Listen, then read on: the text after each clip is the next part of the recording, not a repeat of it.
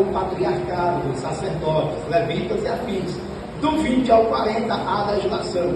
Terceiro livro da Bíblia, que é composto por Levítico, 27 capítulos.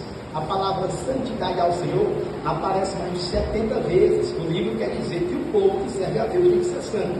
E o que é santidade? Separar do que desagrada a Deus e ficar mais perto de Deus. Só isso. Números, já está dando a cola. A contagem do povo e também a pecaminosidade do povo e Deus tendo misericórdia de um povo. Deuteronômio é a repetição de tudo que aconteceu em Êxodo até Números, só que agora de forma mais caracterizada. Acabou o Pentateuco. É difícil, meus irmãos? Não. Agora, vamos lá. Qual é o procedimento? É simples, meus irmãos. É só ler. Não tem segredo. Leu, conseguiu aí recitar as coisinhas básicas. Os históricos que vai deixar os ler até em ministério. É um período que tem a composição e o processo de colocar o que já estava escrito em prática, que Deus prometeu lá no capítulo 16 de Deuteronômio, indo para o 17, para o versículo 14 a 22, que é dar um rei. O primeiro rei é Saúl, o segundo rei é Salomão, o João que vai. Até a dinastia ser dividida, 2 reis para o lado e 10 para o outro. Isso vai concatenar todo o pressuposto do Antigo Testamento. Os irmãos, quando chegam no Novo Testamento, tem 5 grupos. Quantos grupos? 5. Os irmãos têm os fariseus, os escribas, os saduceus, os zelotes e herodianos. Só que no Antigo Testamento não tem ninguém. Aonde é que começa essa rapaziada? Lá no capítulo 7 de Esdras, a partir do versículo 4 até o versículo 10. No versículo 6, a Bíblia diz que Esdras era escriba, ele era da tribo de Levi, da descendência de Arão, da descendência dos seus filhos, os 4, 2 morrem, fica 2, que vai dar descendente até chegar ao irmão Esdras. Esdras que escreve Neemias, Esdras e Crônicas. Termina esse período, vai começar as escolas. Que escolas são essas? As escolas farisaicas, as escolas que daí vem o procedimento rabínico. Entra o Novo Testamento. Quando os irmãos terminam o Antigo, que começa o Novo, tem uma folha branca. Sim ou não? Aquela folha branca, ela tem 400 anos. É nesses 400 anos que se organiza escribas, fariseus, saduceus, zelotes, herodianos.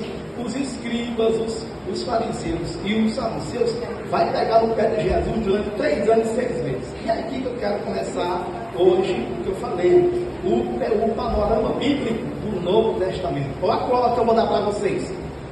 Quantos livros tem os evangelhos? Quantos? 4. Mateus, Marcos, Lucas e João. Eu tive um professor que ele dizia assim, ó, quando começamos a ler Mateus, a vontade que dá é de colocar um kipá na cabeça, pois só de citação do Antigo Testamento é mais de 60. Mas quando terminamos a leitura de Mateus, a vontade que dá é de pegar um traje esportivo, porque vamos começar a ler Marcos. Marcos, que só tem 16 capítulos, a palavra imediatamente aparece várias vezes. Inclusive, Marcos, ele aponta para Jesus 4 características que só Cristo tem nesse livro. Primeiro, ele tem 4 autoridades. Ele tem autoridade sobre as enfermidades, sobre a natureza, sobre os demônios e sobre a morte. Do 1 até o 16 tem isso. Essa toda procedimento de ação. Quando termina o livro de Marcos, a vontade que dá é de tirar o traje esportivo novo, pois vamos começar a ler Lucas. Lucas, apesar de, diferente de Mateus, com 28 capítulos, diferente de Marcos, com 16, Lucas tem apenas 24, mas só o capítulo 1 tem 80 versículos. É o convite para esse livro. E ele diz o seguinte: quando terminamos de ler Marcos, a vontade que dá é de tirar o traje esportivo, porque vamos agora ler o livro da intelectualidade, que é Lucas. A vontade que dá é de colocar um óculos, sentar numa cadeira, puxar a escrivaninha e nos debruçarmos sobre essa história. Quando termina Lucas, a vontade que dá é de afastar a mesa, afastar a cadeira, tirar o óculos e ficar de joelhos. Porque vamos começar a ler, irmão, no princípio era o verbo estava com Deus, e o verbo era Deus. Quando termina a leitura de João, a vontade que dá é de ficar sobre os pés e começar agora a maratonar o livro de Atos, ou como alguns teólogos gostam de dizer, verbalizar, falar, concatenar. Vamos agora na história da igreja. Atos capítulo 1, a ascensão de Jesus.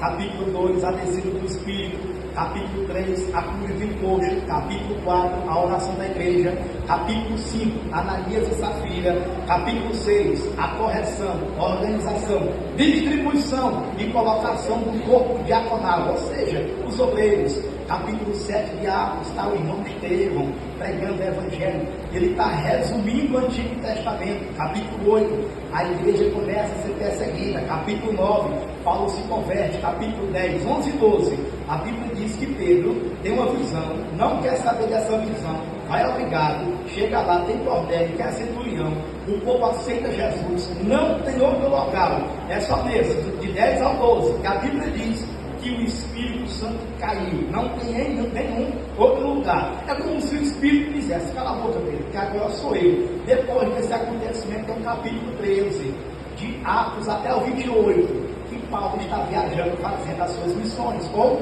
implantando igrejas, que nós temos aqui o acesso a 13, fora a outras que nós temos acesso, e ele também dá o fundamento agora. Deixa eu dar uma volta de rodapé para os irmãos. Os irmãos já viram aqueles treinamentos, não sou contra,